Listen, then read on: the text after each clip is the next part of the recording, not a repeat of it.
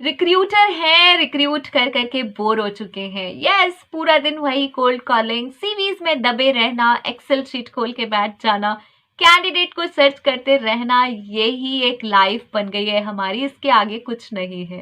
क्या आप भी ऐसा फील करते हैं एज अ रिक्रूटर?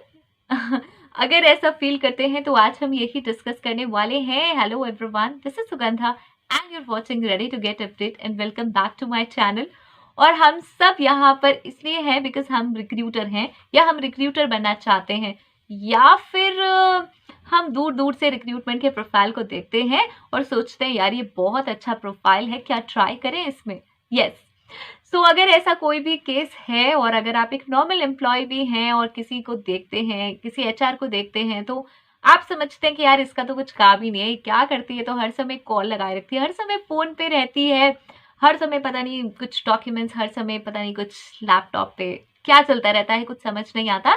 तो आज हम कुछ ऐसे प्रोज एंड कॉन्स डिस्कस करेंगे लाइफ एज ए रिक्रूटर के। यस, और ये बहुत इंटरेस्टिंग है एंड आई होप सो आप लोग एग्री करेंगे। और अगर एग्री करेंगे तो मुझे कमेंट बॉक्स में जरूर बताएंगे। प्लीज सेशन पूरा देखिएगा बिकॉज मैं प्रोज और कॉन्स दोनों बताऊंगी। एंड उसके बाद आई थिंक एंड होते होते आपको लगेगा कि it's everything is normal. Yes, तो चलिए हम इस पे ही आज बात करते हैं। सबसे पहला प्रोज एंड कॉन्स। सबसे पहले तो यही समझ लें कि प्रोज एंड कॉन्स क्या होते हैं। बहुत सारे लोगों को, फ्रेशर्स को ये भी नहीं पता होगा कि भाई ये प्रोज एंड कॉन्स क्या होते हैं। तो प्रोज क्या है, एडवांटेजेस किसी भी चीज की, और कॉन्स क्या है, डिसएडवांटेजेस। मतलब मैं कुछ ऐसी ऐसी बातें बताऊंगी जो कुछ फेवर में है, तो वो आएंगी प्रोज में एज अ रिक्रूटर। और अगर हम रिक्रूटर हैं तो कुछ ऐसी चीजें हैं जो कि बहुत डिसएडवांटेजेस हैं, कुछ नेगेटिव्स भी आप बोल सकते हैं, लेकिन मैं ये नहीं बोलूंगी। स्टिल वहां पर बहुत सारी ऐसी चीजें हैं जो हमारा माइंड रिलैक्स करेंगी। तो हम चलो दोनों चीजें देखेंगे।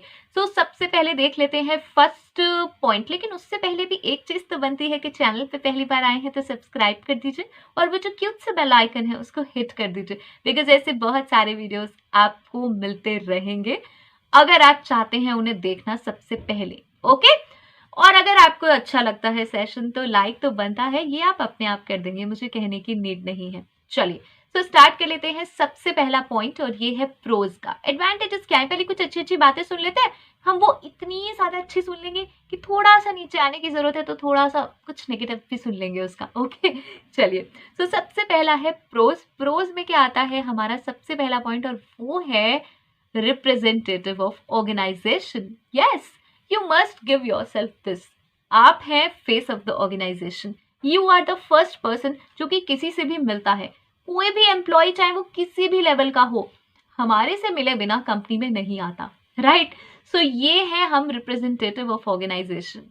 हम है रिक्रूटर और हम हायरिंग करते हैं, हम करते हैं वैकेंसीज। वेल, तो ऐसा कोई नहीं है जो हमसे मिले बिना कंपनी में ज्वाइन हो जाए। यस, ऑल्दो अभी इसमें बहुत सारे फैक्टर्स है, कहीं कहीं से ज्वाइनिंग हो गई, बट स्टिल एक रिक्रूटर, एक एचआर एक ऐसा पर्सन है, रिक्रूटर स्पेशली, जिसके थ्रू ही कैंडिडेट्स कंपनी में ज्वाइन होते हैं। सो ये बहुत वाली प्राउड वाली चीज है, राइट? Now second point. तो अब सेकंड पॉइंट आ जाता है एम्पावर्ड। एम्पावर्ड का मतलब क्या है? बहुत सारी पावर हमें दे दी जाती है, बहुत सारी अथॉरिटी, बहुत सारी रिस्पॉन्सिबिलिटी। यस, क्योंकि हम एक फेस ऑफ ऑर्गेनाइजेशन और फर्स्ट पर्सन होते हैं जो मिलता है किसी भी कैंडिडेट से, तो हमें बहुत सारी अथॉरिटीज दी जाती हैं उस काम को करने के लिए। यस, हम किसी का सीवी एक्सेस कर सकते हैं, हम किसी को कॉल लगा सकते हैं, मुझसे बात कर सकते हैं, मीन्स कोल्ड कॉलिंग कर सकते हैं, जान सकते हैं उसके प्रोफाइल के बारे में, उसकी सैलरी के बारे में, उसके एक्सपीरियंस के बारे में, बहुत सारी चीजें ऐसी जो कि कोई किसी को नहीं बताएगा। अगर हम एज अ रिक्रूटर कॉल करते हैं, हम एज एन एचआर कॉल करते हैं, तो ऑब्वियसली कैंडिडेट हमें रिप्लाई करेगा ही करेगा, राइट? सो हमें मिलती है बहुत सारी अथॉरिटीज, उसके साथ बहुत सारी रिस्पॉन्सिबिलिटीज। हम हो जाते हैं बहुत ज्यादा एम्पावर्ड बाय दिस। ये किसी भी एम्प्लॉय, अगर आप टॉप लेवल पे देखेंगे तो टॉप लेवल मैनेजमेंट में भी बहुत सारे बैरियर्स होते हैं। आप हर कैंडिडेट के बारे में नहीं जान सकते, हर कैंडिडेट के प्रोफाइल के बारे में नहीं जान सकते, उसकी पर्सनल डिटेल्स, प्रोफेशनल डिटेल्स। लेकिन ये एक रिक्रूटर ही है जो एज एन एचआर काम करता है, तो उसके पास ये अथॉरिटी होती है, वो एम्पावर्ड होता है ये सारी चीजें करने के लिए, उन्हें एक्सेस करने के लिए, उन्हें देखने के लिए, राइट? इनफैक्ट कैंडिडेट्स को फिल्टर करने के लिए, उन्हें रिजेक्ट करने के लिए भी। ना रिजेक्शन पे सेंटिमेंटल ना हो जाए कि भाई रिजेक्शन तो हम नहीं करते हैं, ये तो हायरिंग मैनेजर का काम है, ऐसा है वैसा है।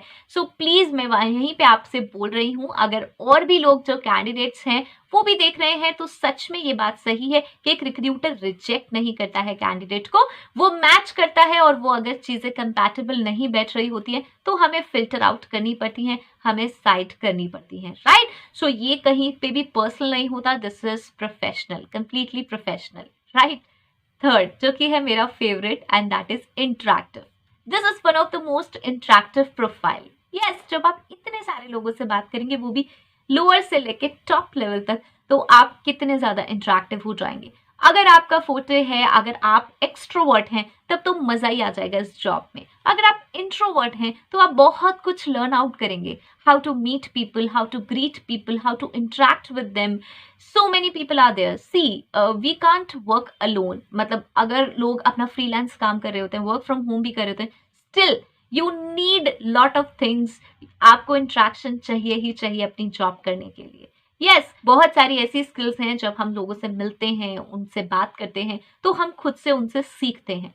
यस, जब हम इंटरैक्ट करते हैं तो it's really a cream profile, it's really a cream profile. मैं तो यही फील करती हूँ, बिकॉज लोगों को उनकी साइकोलॉजी को रीड करने का जो एक एक्सपीरियंस है, वो मुझे इस प्रोफाइल से बहुत ज़्यादा मिला है, क्योंकि multiple miscellaneous type of people from different background मैंने डील करे हैं, और उन सबके एक्सपीरियंस को अगर मैं कंबाइन करूं तो it is really a cream profile, it's a really cream and it's really interactive, it's really nice profile. Candidate चाहे आईटी प्रोफाइल से हो, नॉन आईटी प्रोफाइल से हो, किसी भी प्रोफाइल से हो, we need to learn lot, because जब हम इंटरैक्ट करते हैं लोगों से तो सच में बहुत ज़्यादा सीखने को मिलता है। We learn lot from them by knowing their skills, by knowing their intellectual level, by knowing how they work, because we need to know lot of things about them. Means उन्हें हायर करना है तो उनके सारे work schedules, उनकी last summary, past में उन्होंने कैसे काम किया है, ये सारी चीजें सुनने के बाद हमें भी अपने काम में बहुत ज्यादा हेल्प आउट मिलता है। यस, जब हम जानते हैं कि कोई पर्सन किसी और प्रोफाइल का है, लेकिन उसने किसी काम को किस तरीके से मैनेज करा, तो हमें भी बहुत सारी चीजें सीखने को मिलती हैं। तो ये बहुत ही अच्छा इंटरैक्टिव प्रोफाइल है, इससे अच्छा कुछ नहीं हो सकता। जब आप कोल्ड कॉलिंग करते हैं तो मैं एक ही चीज की टिप दूंगी कि ट्राई टू लर्न। यस, लोगों से सीखिए, वो जो बातें कहते हैं उनसे सीखिए। खाली ये मत सोचिए कि अरे मुझे तो एक कैंडिडेट हायर करना है, उसकी बात सुन ली और बस उसको हायर कर दिया।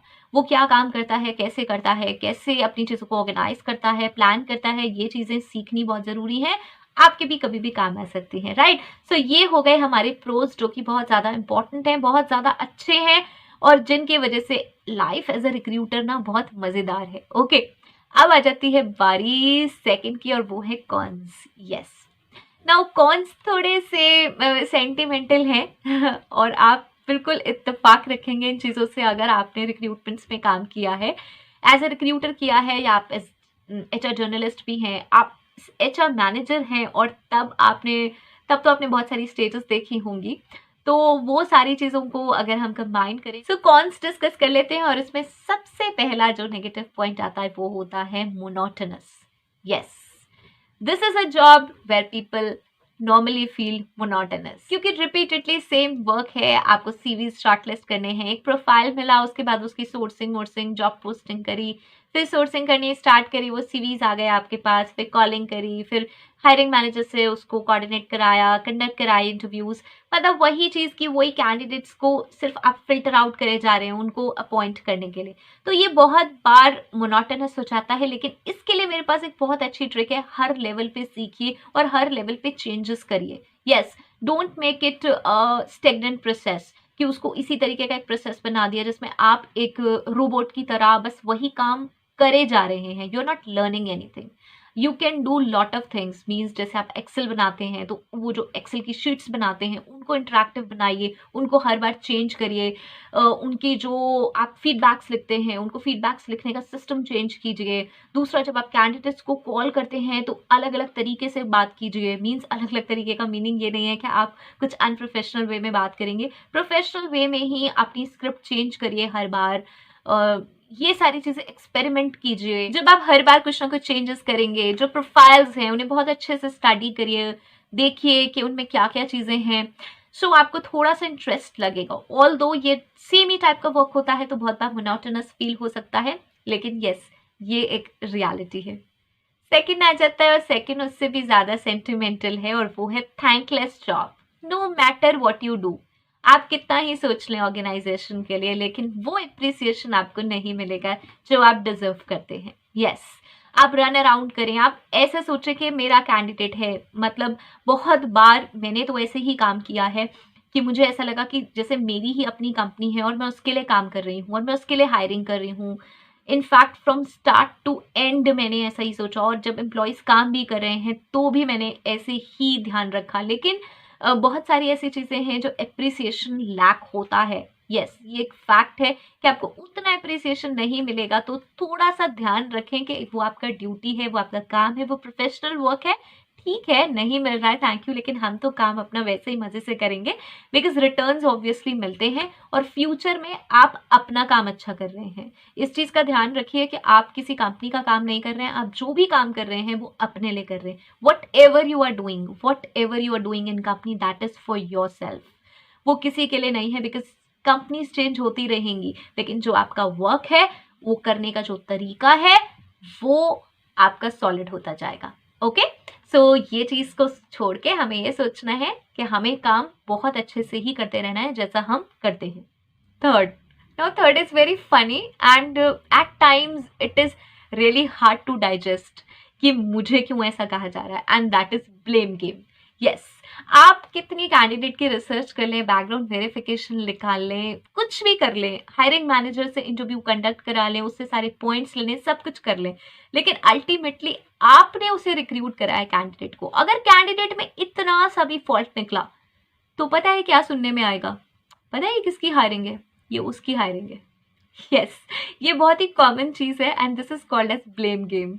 मतलब हायरिंग मैनेजर ने अगर बहुत अच्छे से सारी चीजें देख ली थी और वो कन्विंस था कैंडिडेट से और सब कुछ ठीक था, उसके बाद उसने हाँ करी और उसके बाद एचआर ने हाँ करी, रिक्रूटर ने हाँ करी, तब भी वो ब्लेम हमारे पास ही आएगा।